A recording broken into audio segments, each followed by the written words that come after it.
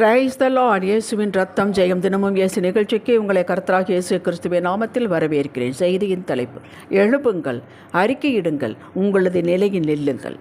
ஆதார வசனம் நெகேமியா 9:2-3 இஸ்ரவேல் சந்ததியார் மறுஜாதியாரை எல்லாம் விட்டு பிரிந்து வந்து நின்றார்கள். அவர்கள் எழுந்திருந்து தங்கள் நிலையில் நின்றார்கள். கிறிஸ்துவுக்குள் அன்பானவர்களே, இஸ்ரவேல் மக்கள் நியாயப்பிரமாணத்தை மீறினார்கள், பாவம் செய்தார்கள். நியாயப்பிரமாணத்தை மீறுவதே பாவம். பாகால்களுக்கு பலிபீடங்களை கட்டி தொழுதார்கள்.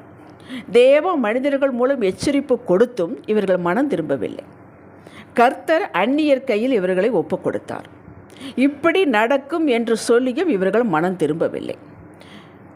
நேபுகாத்நேச்சார் ராஜா பாபிலோனிலிருந்து வந்து எருசலேமில் இருக்கிற தேவாலயத்தை இடித்து அலங்கத்தை சுட்டெரித்து தேவாலயத்தில் பரிசுத்த பனிமூட்டுக்கள், ஆராதனைக்குரிய அத்தனை சாமான்கள் சுத்த பொன்னினால் செய்யப்பட்டவைகள் எடுத்துக்கொண்டு போய் தன் கோவில்களில் வைத்தான். எருசலேமில் யூதாவில் இருக்கக்கூடிய மக்களை, பிரபுக்களை, ஆசாரிகளை, ராஜாக்களை சிறைப்பிடித்து கொண்டு போனான். மீதி இருக்கும் மக்களை ஆளுவதற்கு தனக்கு பிடித்த மனிதர்களை ஆளும் பிரபுவாக வைத்தான். இப்பொழுது இஸ்ரவேல் மக்கள் சொந்த ஊரிலேயே, சொந்த நாட்டிலேயே அடிமைகளாக இருந்தார்கள்.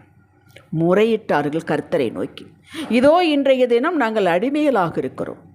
இதோ பலனையும் நன்மையும் அனுபவிக்கும்படி நீர் எங்கள் பிதாக்களுக்கு கொடுத்த இந்த தேசத்தில் தானே நாங்கள் அடிமைகளாக இருக்கிறோம். நெகேமியா 9:36. ஏன் அடிமைகளானார்கள்? இவருடைய கிரியைகளினாலே. இது இப்படி இருக்க, சிறைப்பட்டு போன பாபிலோனில் அங்கே இப்பொழுது ராஜா வேறே, அர்த்தசஷ்ட ராஜா. அவருடைய காலத்தில் நெகேமியா, எஸ்ரா ஆசாரியன் ராஜாவிடம் உத்தரவு பெற்றுக்கொண்டு எருசலேமுக்கு இடிந்த அலங்கத்தை எடுத்து கட்டுகிறார். இதற்கு முன்னமே வேதபாரகனாக எஸ்ரா உத்தரவு பெற்று இங்கே வந்து ஆலயத்தை மறுபடியும் கட்டினார். இப்போது அலங்கமும் கட்டி முடிக்கப்பட்டது. இப்போது இவர்கள் எருசலேம் மக்களை கூடி வரச் செய்து, இனி இப்படிப்பட்ட அலங்கோலம் நடக்காமல் சொந்த நாட்டிலேயே அடிமைகளாயிராமல் தேவ அனுகிரகம் பெற்று வளமுடன் வாழ இவர்களுக்கு ஆலோசனை கொடுத்தார்கள். என்ன ஆலோசனை? சொந்த ஆலோசனை அல்ல, நியாய பிரமாணத்தில் உள்ளது. அதில் முதலாவது தங்களை அந்நிய மக்களிடமிருந்து பிரிந்து வர கட்டளை கொடுத்தார்கள். அந்நிய மக்கள் ஏராளம் பேர் இருந்தார்கள். 7 ஜாதிகள் இருந்தார்கள். அவர்களோடு இவர்கள் பெண் கொண்டார்கள், பெண் கொடுத்தார்கள். வேண்டாம் என்று சொல்லி அதிலிருந்து பிரிந்து வர சொன்னார்கள். சாலமோன் எப்படி தவறு செய்தான், பாவம் செய்தான். அந்நிய ஸ்திரீகள் அநேகம் பேரை திருமணம் முடித்தான். அந்த ஒவ்வொரு மனைவியும் வெவ்வேறு இடத்தில் வெவ்வேறு நம்பிக்கையிலிருந்து வந்தவர்கள். அவர்கள் தெய்வங்களுக்கு பலிபீடம் கட்டி கொடுத்தான், கோவில் கட்டி கொடுத்தான். மனைவி பேச்சு தட்ட முடியாதபடி பலி செலுத்தினான். அவனுடைய இருதயம் யெகோவா தேவனுக்கு பயப்படாமல் மற்ற தெய்வங்களுக்கு பலி செலுத்தும்படி அவன் இருதயம் வலிவு போயிற்று. தேவனால் 2 முறை எச்சரிக்கப்பட்டும் அவன் மனம் திரும்பவில்லை. வேறு வழி இல்லை. மனைவி பேச்சை கேட்டு விட்டான். ஒவ்வொருவரும் ஒவ்வொரு கோவில் கட்ட சொன்னார். தேவனுடைய கோபத்திற்கு சாலமோன் இப்பொழுது ஆளானான். இதனால் அவனுடைய மகன் ரெகபயாம் காலத்தில் ராஜ்யம் 2ஆக பிரிந்தது, வடராஜ்யம், தென் ராஜ்யம் என்று. இப்படிப்பட்ட காரியங்களை நீ நடக்கக்கூடாதபடி இஸ்ரவேல் மக்களை அந்நிய ஜனங்களின் உறவுகளிலிருந்து பிரிந்து வர சொன்னார்கள். பெண் கொடுப்பது, பெண் எடுப்பது கூடாது என்றார்கள். அப்படி பிரிந்து கொண்டார்கள். தங்கள் பாவங்களை அறிக்கையிட்டார்கள். 3வது தங்கள் நிலையில் நின்றார்கள். ஒன்றொன்றாக நான் சொல்கிறேன். பிரிந்து வந்தார்கள். இவர்கள் இஸ்ரவேல் மக்கள், யூத மக்கள் தங்களுக்குள்ளதான் திருமணம் முடிக்க வேண்டும், விருத்த சேதனம் உள்ளவர்களோடு. இவர்கள் அந்நிய ஜாதி 7 ஜாதிகள் இருந்தார்கள், அவர்களோடு கொண்டார்கள். இப்போது இவர்கள் சொன்ன உடனே அந்த மனைவிகளையும் அவர்கள் பெற்ற பிள்ளைகளையும் விட்டு பிரிந்தார்கள். தீட்டை விட்டு வந்தார்கள். தங்களை பிரித்து கொண்டார்கள், பரிசுத்தமாக்கி கொண்டார்கள். இதுவரை ஆண்டவர் சொன்னது என்னெல்லாம் தீனது எனக்கு பிடிக்காது, அருவருப்பு சொன்னாரோ அதை விளக்கினார்கள் முதலில். 2வது, தாங்கள் செய்த பாவங்களை அறிக்கையிட்டார்கள். இதுவரை செய்த பாவங்களை அறிக்கையிட்டார்கள். அவர் வேண்டாம் என்று சொன்னதை செய்தது, செய்யுங்கள் என்று சொன்னதை செய்யாமல் இருந்தது. ஆலயத்தை புறக்கணித்தது, தேவாலயத்தை புறக்கணித்தது, நியாயப்பிரமாணத்தை புறக்கணித்தது, ஆலயத்தை பராமரிக்காமல் விட்டுவிட்டது, நிர்விசாரமாக இருந்தது. பாவங்களை அறிக்கையிட்டார்கள். 3வது, தங்கள் நிலையில் நின்றார். இதுதான் முக்கியம். இனி முடிவெடுத்து விட்டார்கள். இனி பரிசுத்தமாக வாழ வேண்டும், இனி தேவ கட்டளைக்கு கீழ்ப்படிய வேண்டும், நியாயப்பிரமாணத்தை கை கொள்ள வேண்டும். நாம் எப்படி யூதர்கள் என்றால் எப்படி உலகம் பார்க்கிறதோ அப்படி இருக்க வேண்டும். இப்படித்தான் இனி எங்களுடைய வாழ்வு என்று ஒழுங்குமுறை படுத்தினார்கள் அல்லவா? அதிலே உறுதியாக நின்றார்கள். அதற்கு பேர்தான் தங்கள் நிலையில் நின்றார்கள். திட்டம் பண்ணினார்கள். இனி தங்கள் சொந்த சகோதரர்களே கடன் வாங்குவதிலே வட்டிக்கு கொடுப்பதில்லை என்று பிரமாணத்தை எடுத்தார்கள். ஆலயத்திற்கு 3/4 கொடுப்போம் என்று உறுதி பண்ணினார்கள். இதெல்லாம் தங்கள் நிலையில் நின்றார்கள் என்பது. ஆலயத்தை பராமரிப்போம் என்று திட்டம் பண்ணினார்கள். ரிசல்ட் என்ன?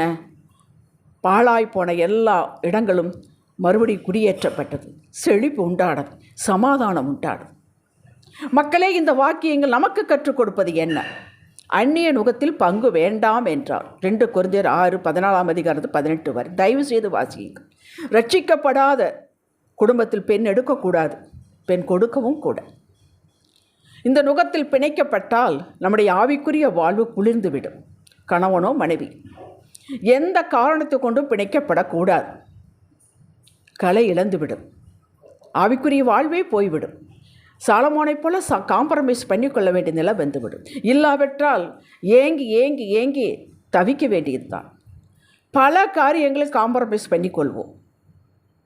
இன்றைக்கி ஒரு நாளைக்கு என்னோட சேர்ந்து அந்த திருமணத்துக்கு வாங்க என்பார். ஞாயிற்றுக்கிழமை போய்த்தான் ஆக வேண்டும், இல்லை வீட்டில் பிரச்சனையாகிவிடும்.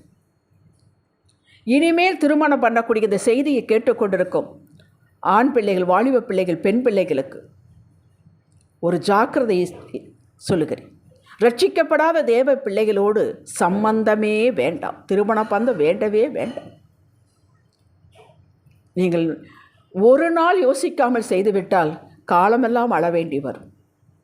இதனுடைய தாக்கத்தை அறியாமல் திருமணம் செய்தவர்கள், அந்நிய நுகத்து இணைக்கப்பட்டவர்கள், எஸ்ரா நெகேமியா சொன்னது போல விட்டு பிரிந்து வர முடியாது.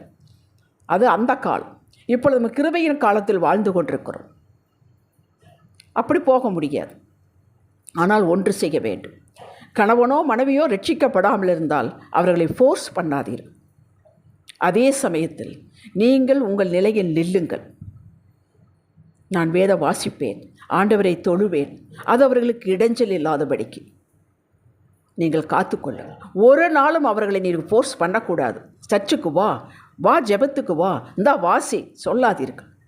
நீங்கள் உன்னுடைய அன்பை நடக்கியனாலே கணவனோ மனைவியோ சம்பாதித்து கொள்ளுங்கள், அந்த ஆத்துமாவை சம்பாதித்து கொள்ளுங்கள். செய்ததுக்கு மன்னிப்பு கேளுங்கள். இனி 3வது காரியம், இந்த நிலையில் நில்லுங்கள்.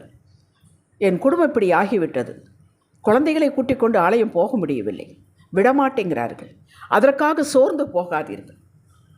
நீங்கள் என்ன செய்ய வேண்டுமோ முழங்கால் படியிட்டு செவியுங்கள், அதில் தீவிரமாக இருங்கள். இதில் என்னை நீ தொந்தரவு பண்ண வேண்டாம். அதிகாலை எழும்பி செவியுங்கள். இப்பொழுது 2 பாரம் உங்களுக்கு, நீங்கள் செய்துதான் ஆக வேண்டும்.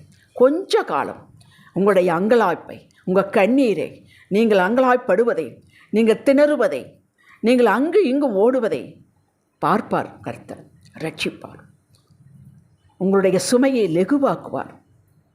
அவர் வேடிக்கை பார்க்கிற தேவன் அல்ல, நிச்சயம் ரட்சிப்பார். கணவனோ மனைவியோ ரட்சிக்கப்படாமல் நிச்சயம் ரட்சிப்பார். அதுவரை பொறுமையார்கள். ரட்சிப்பு அவருடையது, வல்லமை அவருடையது. நீங்கள் ரட்சிக்க முடியாது. ரட்சிப்புக்கேற்ற மனம் திரும்பி நீங்கள் நடத்தலாம். உங்கள் அன்பு, உங்கள் பொறுமையினாலும் உங்கள் ஆத்துமாவை காத்துக்கொள்ளுங்கள் என்று வேதம் சொல்லுகிறது. இதற்குத்தான் பொறுமை வேண்டும். கர்த்தருடைய காரியத்தில், தொழுது கொள்ளக்கூடிய காரியத்தில் நீங்கள் தீவிரமாக நில்லுங்கள். ஹல்லேலூயா. அவர் உங்களுக்கு உதவி செய்வார். ரட்சிக்கப்படாத கணவனோ மனைவியோ இருக்கும் பட்சத்தில் அவருக்கு மேல் இரட்டை அன்பை செலுத்துங்கள். இரட்டை அன்பை செலுத்துங்கள். சீக்கிரமாக அவர்கள் தாக்கத்துக்கு வருவார். நிச்சயம் வருவார்கள், ரட்சிக்கப்படுவார்கள். அதில் சந்தேகமே இல்லை. ஆனால் நீங்கள் பொறுமையாக காத்திருந்தான் ஆக வேண்டும். உங்கள் அன்பைத்தான் காட்ட வேண்டும். உங்கள் பொறுமையை காட்டுங்கள், உங்கள் காத்திருப்பை காட்டுங்கள். உங்கள் நிலையில் நிற்பது அவசியம். இது மாறுபடவே கூடாது. கர்த்தர் உங்களுக்காக உங்களுடைய நிலையில் அவர் நிற்பார். திட்டம் பண்ணினதை, முடிவை எடுத்ததில் அவர் நிச்சயம் செய்து முடிப்பார். அந்த பங்கை நீங்கள் பார்க்க வேண்டாம். நீங்கள் பண்ணி கொண்டதில் உறுதியாக நில்லுங்கள். அதை வைராக்கியத்தை காட்டுங்கள். அதை பார்ப்பார் அவர். உங்கள் குடும்பத்தை, உங்கள் பிள்ளைகளை ஒரே நம்பிக்கையில் கொண்டு வருவார், ஆலயத்துக்கு கொண்டு வருவார். உங்களை விட அவர்கள் தீவிரமாக ஆவார்கள். அதற்கு கொஞ்சம் காத்திருந்தான் ஆக வேண்டும். மகிழ்ச்சியும் சந்தோஷம் காணச் செய்வார். உங்கள் பிள்ளைகள் ஜாக்கிரதைப்படுவார்கள். நாம் இப்படி இருக்கக்கூடாது, நம்ம அம்மா எவ்வளோ கஷ்டப்பட்டார்கள், நம்ம அப்பா எப்படி கஷ்டப்பட்டார் என்று பார்ப்பார்கள். ஆவிக்குரிய வாழ்வில் நீங்கள் கீழே இருந்த அந்த செய்தியை கேட்டுக்கொண்டிருப்பவர்கள், எழும்புங்கள், முதலில் எழும்புங்கள். இப்படி ஆகிவிட்டதே என்று அதையே சாக்குப்போக்காக சொல்லிக் கொண்டு இருக்காதீர்கள். அதை தூர எரியுங்கள், எழும்புங்கள், அறிக்கையிடுங்கள், மன்னிப்பு கேளுங்கள். நீங்கள் எடுத்த முடிவில் நிலையாக நில்லுங்கள். காம்ப்ரமைஸ் பண்ணி கொள்ளாதீர்கள். அன்பு செலுத்துங்கள். கர்த்தர் உங்களை வளமான இடத்தில் குடியேற்றுவார். அதாவது இருக்கும் இடத்தை லீபரோலைப் போல மாற்றுவார், கிளையத்தைப் போல மாற்றி தருவார். நம்புங்கள். ஜெபிக்கலாம். தகப்பனே, எழும்புவேன், அறிக்கையிடுவேன், மன்னிப்பு கேட்பேன், என் நிலையில் நிற்பேன், ஆவிக்குரிய வாழ்வில் வேண்டிய அனைத்தையும் திட்டம் பண்ணுவேன், ஒழுங்குபடுத்துவேன். உம்முடைய உதவியோடு கிருபையோடு அற்புதமான வாழ்வை காண்பேன் என்று அறிக்கை செய்கிறேன் இயேசுவே நாமத்தில் பிதாவே.